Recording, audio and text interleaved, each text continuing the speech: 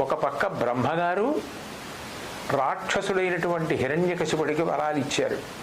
గాలిన్ కుంభిని అగ్ని అంబువుల ఆకాశస్థలిన్ దిక్కులన్ రేలన్ ఘ్రస్రములన్ తమ ప్రభల భూరిగ్రాహ వ్యాళాదిత్య నరాదిజింతు కలహ వ్యాప్తిన్ సమస్తాస్త్ర శస్త్రాళిన్ మృత్యులేని జీవనము లోకాధీశ ఇప్పింపవే అని అడిగాడు.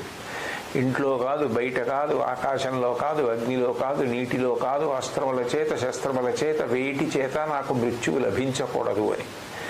తథాస్తు అన్నారు బ్రహ్మగారు. యువతల ప్రహ్లాదుడు ఇందుకలడందులేడని సందేహము వలదు చక్రి సర్వోపగతుండెందెందు వెతకి చూచిన అందందే కలడు దానవాగ్రణి వింటే అన్నాడు.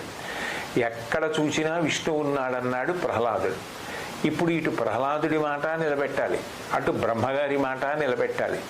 అందుకని పగలు కాదు, రాత్రి కాదు, ప్రదోష వేళ, ఇంట్లో కాదు, బయట కాదు, గడప మీద